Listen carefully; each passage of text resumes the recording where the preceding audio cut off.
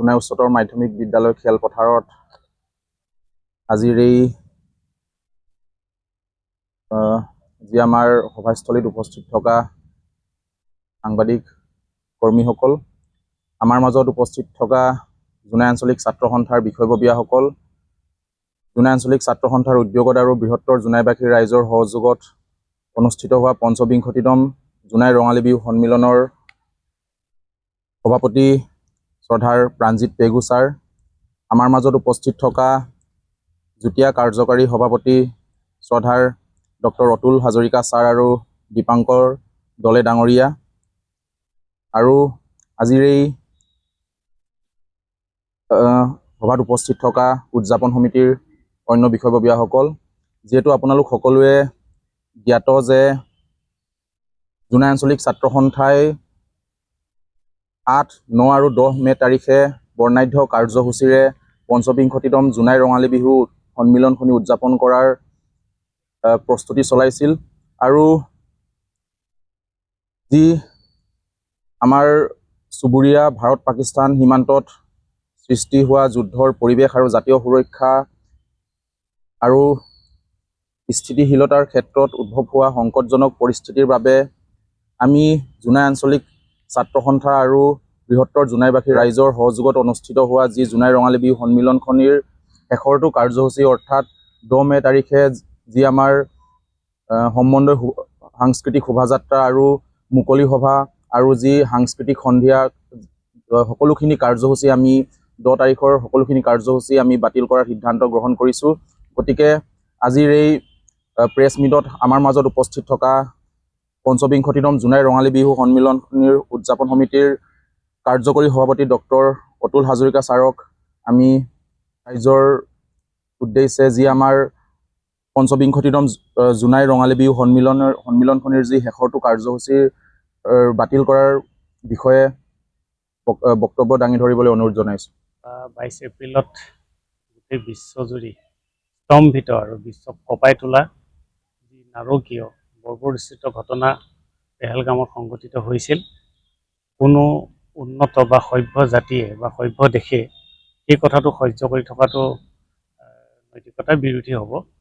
গতিকে তাৰ প্ৰত্যুত্তৰ দিবলৈ আমাৰ ভাৰতীয় সেনাবাহিনীয়ে পাকিস্তানৰ সৈতে যি যুদ্ধত লিপ্ত হৈছে ইতিমধ্যে, সিয়ে আমাকো যথেষ্ট দুখত পেলাইছে।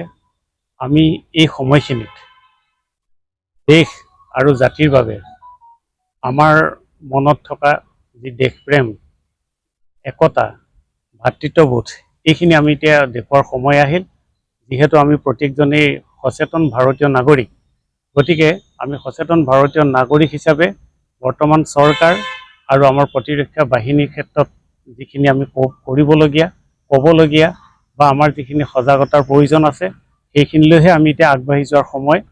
গতিকে এফালে যুদ্ধ চলি আছে আৰু আমি ইয়াত অন্ততঃ বিহু মেলা পাতি উৎসৱ পাৰ্বণৰ সৈতে জড়িত হোৱাটো আমাৰ পক্ষে সম্ভৱ নহয়। ইতিমধ্যে আমাৰ এই অনুষ্ঠানটিলৈ যথেষ্ট দান বৰঙণি দিছিল। বহুকেইজন সন্মানীয় দাতাইও যথেষ্ট টকা আমালৈ আগবঢ়াইছিল। লগতে জোনাইবাসী ৰাইজে শাৰীৰিক আৰু আৰ্থিকভাৱে যথেষ্ট সহায় কৰিছিল।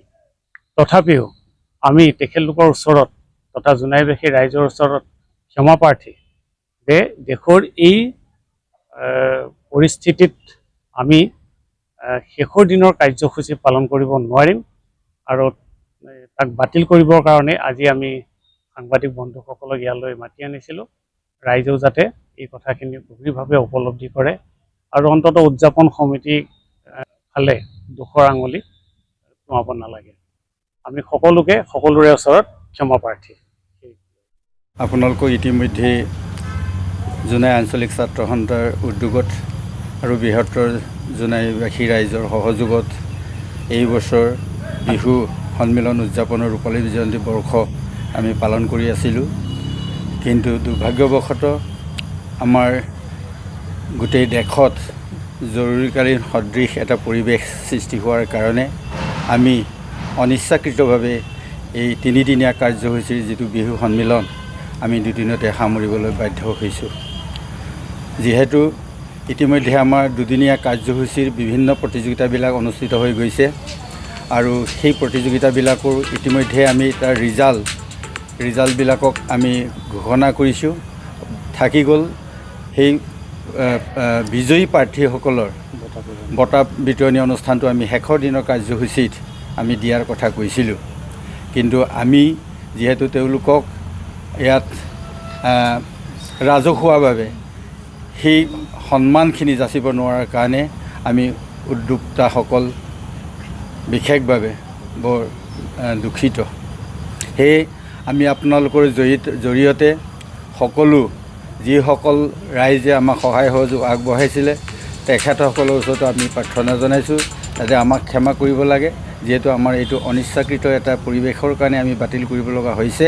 আৰু যিসকল প্ৰতিযোগী বিজয়ী হৈছে সেই বিজয়ী প্ৰতিযোগীসকলক যিহেতু আমাৰ গোহাৰিত যিহেতু দিয়া আছে কণ্টেক্ট নম্বৰ, সম্পাদকৰ কণ্টেক্ট নম্বৰ দিয়া আছে, আৰু সেই সম্পাদকৰ কণ্টেক্ট নম্বৰ যোগাযোগ কৰি তেখেতসকলৰ যিটো আমাৰ প্ৰাপ্য যিটো পুৰস্কাৰৰ সৈতে তেওঁলোকৰ যিটো মানপত্ৰ, সেই মানপত্ৰবিলাক আমাৰ সম্পাদকৰ হাতৰ পৰা তেখেতসকলক সংগ্ৰহ কৰিবলৈ আমি এই সংবাদ মাধ্যমৰ যোগেৰে সকলো প্ৰতিযোগীকে অনুৰোধ জনাইছোঁ।